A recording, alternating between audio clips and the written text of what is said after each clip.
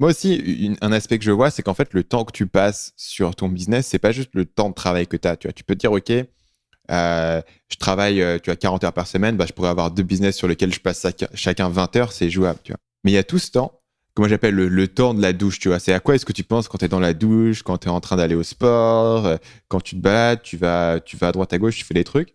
Et en fait, en arrière-plan, ton cerveau tourne. Et le fait de se concentrer sur un truc, et le fait d'avoir vraiment un objectif et d'avoir une stratégie qui est bien claire, ça permet à ton cerveau de vraiment euh, baigner dans cette idée. Bah, c'est un peu ce que je disais tout à l'heure sur mes formations, c'est-à-dire la raison pour laquelle je suis obligé de faire la formation et ne faire que ça, c'est parce que la formation, c'est tellement long en fait que j'ai besoin de charger un peu tout dans la bande passante de mon cerveau.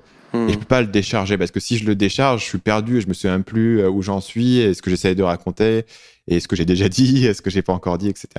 Et donc du coup, moi j'ai un vrai, à la fois un plaisir et j'en reçois pas mal de bénéfices à être immergé dans un projet et vraiment à ce que ton cerveau puisse le tourner en arrière-plan. Je pense un des majeurs, un mythe majeur que je vois autour de moi, hein, que je vois très souvent autour de moi, c'est de penser que tu peux mettre demi-temps dans ta semaine et cartonner dessus. En tant qu'entrepreneur, en tant que salarié, c'est encore un peu différent. Si tu as des tâches répétitives, etc., ça passe.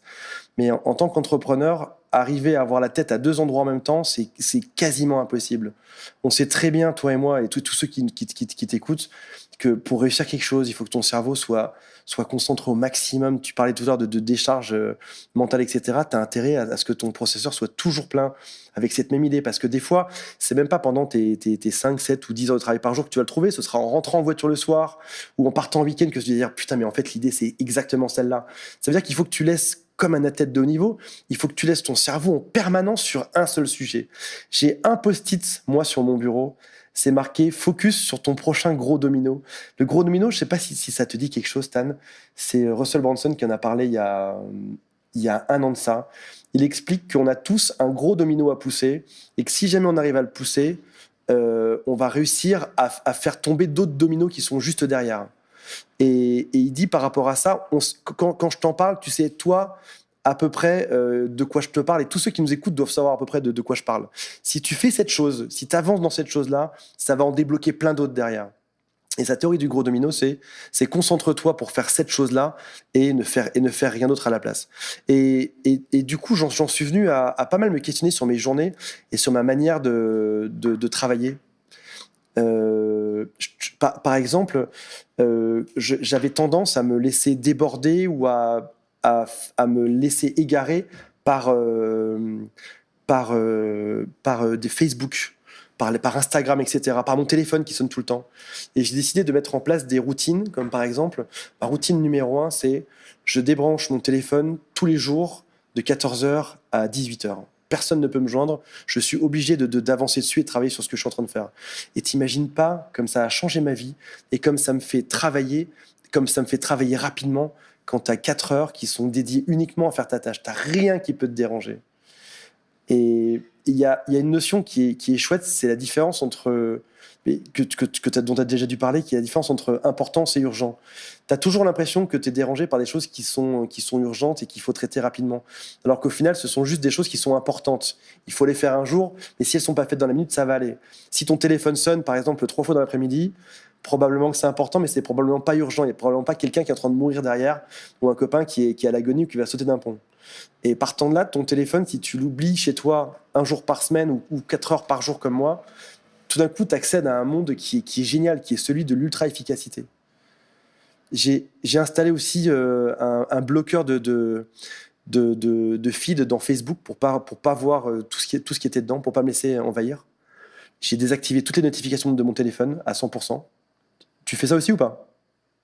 Ouais, j'ai tout désactivé, ouais. Et mon téléphone est toujours en silencieux. En fait, c'est ça, il est en silencieux. Donc, il y a des notifications, mais ça sonne pas et je le regarde quand je le regarde. Ok. Ben, j'ai fait pareil, j'ai mis en mode nuit. Il est tout le temps en mode nuit. Et ce qui est bizarre, c'est que ton cerveau n'a pas réellement envie de ça. Ton cerveau a toujours envie de le réactiver et de remettre les notifications et de savoir ce qui se passe et d'aller jeter un coup d'œil. Et c'est comme une drogue. Je sais pas si tu as lu ces études qui t'expliquent que Facebook, c'est un peu comme comme du crack, comme de la cocaïne. Tu as les mêmes effets tu te nourris aux notifications, à ce qui bouge dessus, etc. Et arriver à s'en sortir, pour moi, ça a été un vrai combat. J'ai admiré, je sais plus quel marketeur qui a dit il y a quelques semaines de ça, qu'il avait laissé un seul icône, une seule application sur son iPhone. Il avait dégagé tout le reste. Je trouve ça merveilleux. Et c'est probablement... Il avait laissé quoi comme application? Je sais plus, genre téléphoner. Il en a laissé qu'une, mais c'est Instagram. Merde, le mec il passe 12 heures sur Instagram. 12 heures sur Instagram. Mais pour s'en sortir... C'est Candy Crush. Encore pire. Pour s'en sortir, c'est compliqué en fait. Se concentrer, être focus, et c'est ça qui fait que tu cartonnes derrière.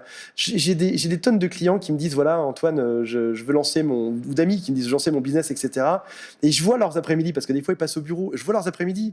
Leur après-midi, ils ont peut-être 1 heure d'utile sur 4-5, ou peut-être une demi-heure, parce qu'ils ont été appelés par leurs potes qui leur racontent leur vie, parce qu'ils sont sur Facebook, parce qu'ils ont posté la photo sur Instagram de la chose qu'ils ont bouffé à midi, parce qu'ils ont des notifications dans tous les sens, parce qu'ils ont des appels de télé prospection pour leur vendre des abonnements à des Freebox ou j'en sais rien, et ils se font emmerder tout le temps, et tout d'un coup tu peux démultiplier ton temps comme si tu avais des palmes à la piscine, que tu allais plus vite, tu coupes tout, tu vas 10 fois plus vite, mais ça reste pour moi aujourd'hui ça a été mon plus gros défi. Ça a été beaucoup plus compliqué que de quitter la cigarette au passage, de faire ça. Ah bon? Ok. Et aujourd'hui quand je fais une tâche, quand je réponds à quelque chose, je me pose toujours cette question. Je me dis toujours, est-ce que ça va me payer une Ferrari à terme?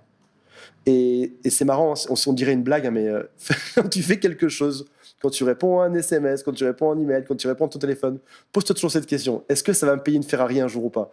Je peux dire que quand tu te poses cette question, il y a 8 tâches sur 10 qui dégagent de toute ta vie. Tu as 8 projets sur 10 aussi qui dégagent. J'ai aussi appris à abandonner, à lâcher prise. Si je me lance sur un projet et que ce projet a demandé beaucoup d'énergie, tu sais, il y a tout ce qui est engagement derrière qui fait que tu as envie de rester dedans et que tu as envie de continuer à le faire. Aujourd'hui, j'apprends à lâcher prise. Si jamais ce projet, au bout de quelques semaines ou quelques mois, je sens que ça part mal, je sens que ça va pas dans le bon sens, je préfère abandonner, laisser tomber en me disant c'est pas grave, j'ai bossé pour rien plutôt que de perdre du temps dedans.